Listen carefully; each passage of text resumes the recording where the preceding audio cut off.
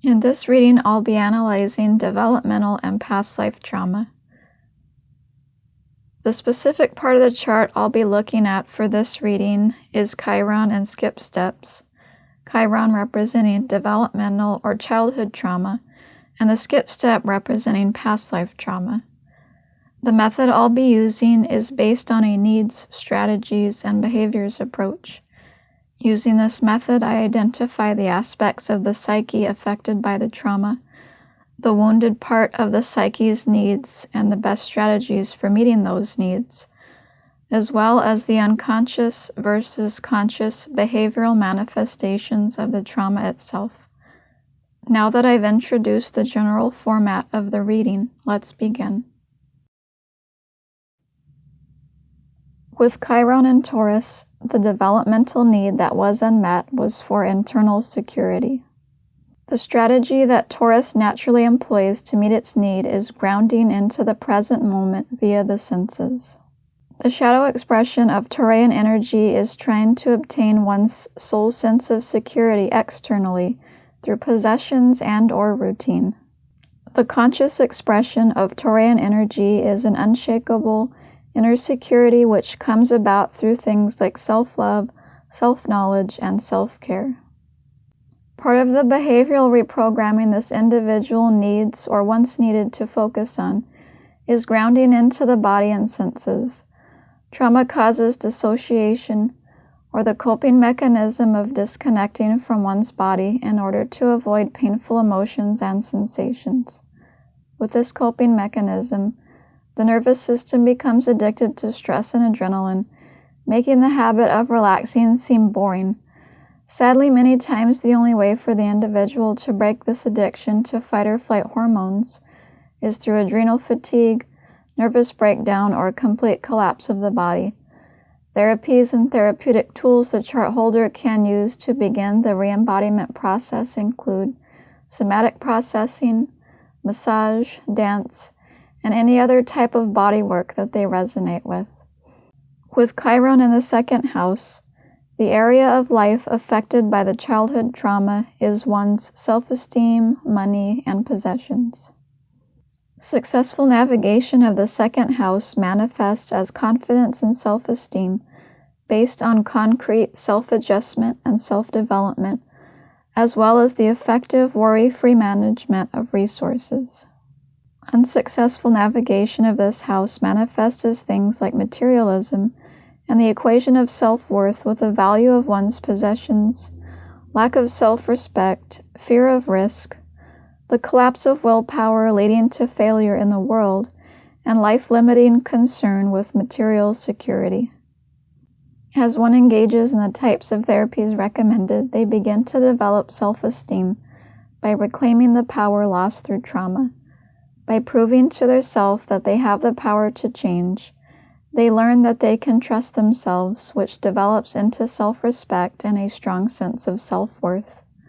With this Chiron placement, the wound caused by early childhood abuse or neglect is to the person's sense of internal security, which is impacting their self-esteem and/or material life. Past life trauma is indicated in a birth chart when a planet squares or is in a 90-degree aspect to the nodes of the moon. In normal language, what this signature means is that the part of the psyche that was wounded in a past life is preventing the individual from healing and growing in the way they are intended to in this life. Put another way, a certain trauma caused this person to miss a major developmental milestone at some point in their past life, which the soul has carried forward into this life to be worked on and healed. This is something to take seriously, as the person with a skip step will carry this trauma with them from lifetime to lifetime until they've actively worked on healing it. There is no need to needlessly suffer in this life, much less multiple lifetimes. To begin analyzing past life trauma, I start with the South Node, or past life identity. This particular individual is coming from a past life Aries identity, as is shown in the placement of the South Node in the image on your screen. I use the same process I just went through with Chiron and begin by looking at the needs of Aries. With the South Node in Aries, the past life identity need of the individual was for challenge, to prove to their self that they could survive and make it in this world. Already themes are beginning to appear in this reading. Remember back to the area of life affected by childhood trauma for this person, and how the need to prove their self was a remedy for their lack of self-esteem. Let's move on to the strategy now. If your identity need is for challenge or personal growth, it makes sense that you will consciously or unconsciously engage in crisis situations. The developmental stage that Aries is associated with is the infant, the stage of life where we are truly helpless and depend solely on our primary caregivers for survival. Those that carry the Aries archetype are learning about courage through scary or challenging life experiences. Arian individuals need an adversary, something or someone to fight, to prove to their self that they have what it takes to survive and triumph. When those that have this energy carry unhealed trauma, their need for a fight and to prove themselves is externalized and pointed at other people and life in general. Instead of fighting for themselves, they fight everyone else and the world at large. By engaging in therapy and finally facing their deepest pain and fears, they find a constructive battle to engage in facing and conquering the demons of their own personal underworld or subconscious mind. They prove to themselves that they have what it takes to survive.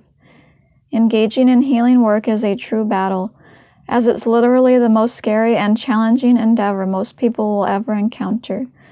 This need for personal growth is a past life need this person came into this life with. Let's move on now to analyze how this need will force them to change and grow as a person. With the South Node in the first house, the person's past life identity was mainly focused around their persona or personality, the one-dimensional character that those who aren't familiar with see us as. The side of us we show to those we don't know well, or the simplest expression of all that we really are. Without a strong, well-developed personality, our journey in life becomes challenging through things like social awkwardness, confusion, or drifting. The first house advises us about how to best to organize our social personality. Successful navigation of one's persona looks like clarity and decisiveness in one's actions, a sense of control over one's direction in life, and a sharply focused sense of identity. Unsuccessful navigation of one's personality can look like fearlessness and lack of self-assurance, leading either to inflexibility and tyranny over the wills of others, self-effacement, vagueness of purpose, or the assumption of defeat. When others sense a lack of integrity between our persona and who we truly are, it can create social difficulty. And when we don't really know ourselves, it creates troubles with things like our direction in life. In engaging in constructive instead of destructive battles, this individual can begin creating a persona that is a truer reflection of their self, which will allow them to know who they are, what they're capable of, and where they're going. The North Node represents the type of person we are destined to become through our life experiences. With a North Node in Libra, the growth trajectory for this person is to become someone who not only identifies with challenge and survival, or the warrior archetype, but with thriving, or the goddess archetype as well. This thriving manifests through the energy of Libra as a need for harmony, calm, and tranquility, the polar opposite things of survival. The natural strategy used to try and meet this need is attuned presence to one's body, a skill that this individual can learn through any of the types of therapeutic body work like the ones mentioned earlier. When we are in a dissociated state, we lack body awareness, and therefore miss the earlier signs that things are building that need tending to. Because of this lack of awareness and presence, we often don't notice our pain and unmet needs until it's too late, and we've either blown up on someone or have an emotional breakdown in private. When the need for peace and harmony remains unconscious, we can try and meet it through things like conflict avoidance and vanity. When the same need is made conscious, It will manifest in things like healthy relationships and learning how to reason outside of black and white thinking, which is a byproduct of trauma. With childhood trauma, the frontal lobes can remain affected into adulthood, leaving the adult trapped in the back part of the brain, the part ruled by fear and survival. Being stuck in survival mode due to the unhealed trauma, the person rarely has access to the frontal lobes and logical reasoning in their decision-making processes. With the North Node in the 7th house, the growth into a calm, grounded, and present individual, a person who responds instead of reacts, will begin emerging in the area of their close relationships. Learning how to watch their self and emotions for the first signs of emotional distress, they will be building a new and solid relationship to their internal self. This awareness of their feelings and what's transpiring inside of them will allow them to begin identifying with themselves instead of just their looks or material possessions. And as they learn how to identify with their self, so too will they learn how to identify with others. Put another way, through learning how to connect with their heart, they will have the ability to be objective and to put themselves in another's shoes. When we are present with ourselves, we check in to see how we are doing throughout the day. When we do this with ourselves, we will naturally begin to consider and be curious about how others are truly feeling as well. The way we relate to ourselves always mirrors the way we relate to others. Once we've developed the relational skill of self-attunement, our sense of security, happiness, and love come primarily from our own being, meaning that our most important and significant relationship becomes the one we have with ourselves. This manifests in relationships with others that are characterized by equality, the mutual meeting of needs, and healthy emotional intimacy. When our relationship to self is underdeveloped, meaning that we still have a wounded child inside that we haven't reparented, our relationships with others are characterized by inequality, inordinate need, conflict avoidance, and drama. When we grow up with abuse or neglect, we develop what are unhealthy ways of relating. One of the best ways I've personally found on working through these issues is becoming educated on the different attachment styles. Knowing what healthy relating is and looks like is a great way to begin practicing things like healthy boundaries and basic needs identification. The Personal Development School has a free quiz to identify your attachment style, as well as tons of free videos and amazing classes. I highly recommend Thais, her YouTube channel, and school, as this is what I use to work through my own attachment issues. Jupiter is the part of our psyche, our being, that some call our spirits, the part of us that gives us our sense of faith in the goodness of life. It's the part of us that knows that even if things are bad now, they can get better in the future. Dysfunction in this part of our being can cause us to engage in things like denial of just how bad our circumstances are, doing too much for others, or doing things for them that they could do on their own. With Jupiter in Cancer, the chart holder need or has needed to learn how to better meet their need for connection, as doing so will help lift their spirits and restore their faith in life. The natural strategy this energy uses to meet one's emotional intimacy needs is smart, healthy vulnerability. Cancer grows and evolves through vulnerability, both with self and others. Vulnerability with self is achieved through honest sharing of feelings, needs, and motivations with the conscious mind or ego personality.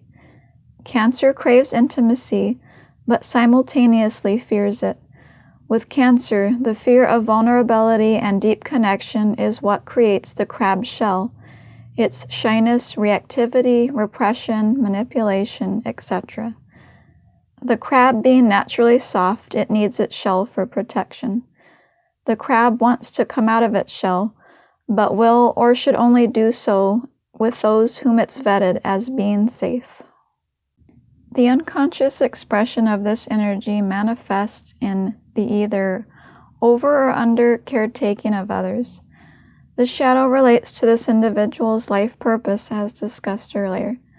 At this point in the reading, I'd advise this person to pause this video and make a note about taking some time out of their day to pinpoint and reflect on which unhealthy, traumatizing beliefs they hold that cause them to either over or under caretake for others out of fear. In a moment, we'll see how the beliefs that have kept this person stuck in imbalanced giving are the source of their trauma and resulting skip step. If we use the analogy of a diseased body, these beliefs would be the virus or bacteria causing the sickness. If this person can identify and change these beliefs, they can begin healing that will manifest in an ability to connect to their emotions and finally develop a loving relationship to their self. With Jupiter in this placement, the vulnerability the person develops will manifest primarily in their domestic and home life. In sharing more of their internal world with their family and loved ones, they will develop healthy, satisfying relationships with others, which is the type of person they are destined to become. Successful navigation of this area of life looks like a thorough understanding of one's own motivations, needs, and fears, an establishment of roots in the form of home and family, and attunement to the inner self. Unsuccessful navigation of this house can look like a lack of basic psychological self-knowledge, obsessive behaviors, self-absorption, self-analysis to the point of withdrawal from the world, and shyness. With Jupiter squaring the nodes, the nature of the trauma or guilt has to do with certain beliefs or personal truths this person carries that directly block their ability to maintain their optimism or faith in life. Because Jupiter is in Cancer, these beliefs likely produce issues with vulnerability and self-nurturance. If the chart holder is unaware of what these beliefs are, talking with a counselor or even a trusted friend can help them gain awareness of them. Other people can objectively view us from the outside and are therefore always able to see things about ourselves that we can't. In order to heal whatever limiting beliefs cause their past life trauma, the needs and area of life this person needs to work on are those of the South Node. With a South Node in Aries, they need to begin viewing struggle and possibly even selfishness as positives instead of negatives. It's okay for us to love and care for ourselves before others. In fact, it's more than okay. It's the responsibility of each and every one of us. With things like codependency and unhealthy attachment, we falsely learn that it's our job to care for and rescue others, and that if we don't do so, we won't get our needs met. As adults, we must learn that meeting our needs is our responsibility, and we must learn how to do that. To a sick, codependent, or narcissistic individual, putting our needs first will seem selfish or scary. Unhealthy people believe that they can only get their needs met through self-sacrifice and self-abandonment, and so meet others' needs before their own, in the hopes that others will then in turn meet their needs.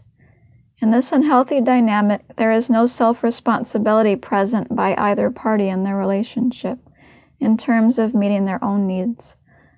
By learning how to do hard things like taking responsibility for meeting their own needs, or when available, asking healthy others to do so, this individual can unlearn whatever harmful beliefs that turn the need for survival into an unconscious battle they wage with others. By viewing the need for certainty or survival consciously, they become the true warrior they are inside, and in that way reclaim their power and get out of victim mentality. Skip steps in a birth chart reveal the nature of past life trauma or guilt that is blocking the intended growth and healing possible in one's present incarnation. With the nodes shown in the image, the individual is intended to go from a past orientation of surviving to a future orientation of thriving. Looking at this person's full wounding signature, my guess is that the damaging beliefs they hold affect their self-esteem in such a way that they don't value their self as much as others. This person likely has an anxious or disorganized attachment style. People with these styles of relating learned from their parents that others are good and they are bad, and then carry that unconscious programming forward into adulthood. This person likely tries to compensate for their perceived lack of worthiness through overgiving to others. Feeling less lovable and deserving of love than others, they may feel that selfless giving to the point of self-detriment is the only way to get their needs met. This in turn creates resentment and ill feelings, whether hidden through passive-aggressive behavior or expressed outright through conflict. This dynamic doesn't allow this individual to feel internally secure, as they are unable to meet their needs in a fulfilling, satisfactory way because of it. This can cause them to feel like they are always in survival mode, just waiting for the next shoe to drop. With these nodes, karma around survival has meant a total lack of awareness of oneself.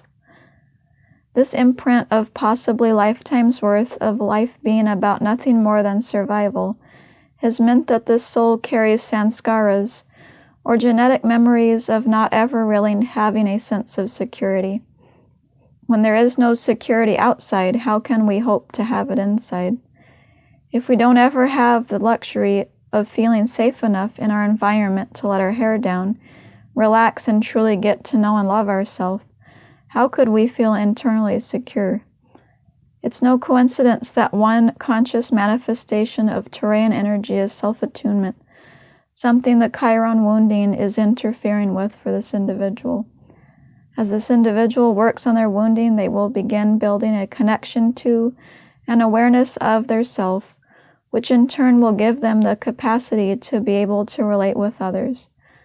With a south node in the first house, especially with Aries there is a complete lack of relating to self, which results in relationship problems, as relationships require the ability to be able to relate with or put ourselves in another's shoes. Going back to the beliefs that cause the past life trauma and present life struggles, if these beliefs are religious or spiritual in nature, it may help this individual to find a healthy belief system. I personally find the Tantric path and organizations like Trillium Awakening that teach embodiment helpful when healing dissociation. Many times people with trauma backgrounds who are interested in spirituality unknowingly take concepts such as awakening and transcendence and perceive them in ways that only add to their traumatization instead of heal it. The traumatized person has only known suffering for so long that they can believe and go searching for a permanent cure for pain in the form of a fully liberated state of being. I know this because I used to be one of those people.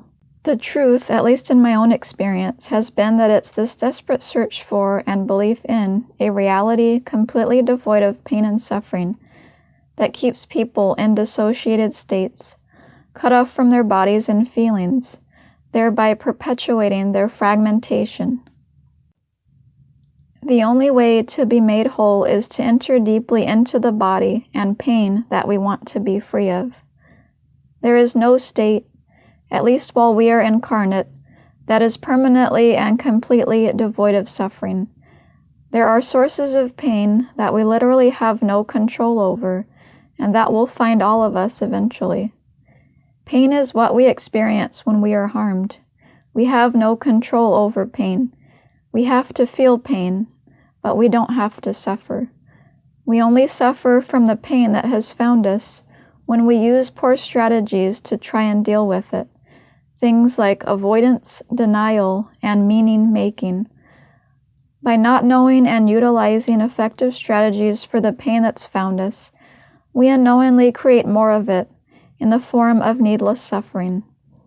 The only way out is through. For the person listening to this reading, I want to say that as consciousness incarnate, we are all part of Source and are therefore all of equal worth. I want to validate you now by saying that you didn't deserve whatever experiences you had as a child that made you feel or believe that you were in some way inferior to others. from one messy, imperfect human being to another.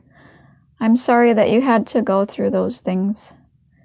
You are just as deserving as anyone else of all the abundance and beauty that life has to offer.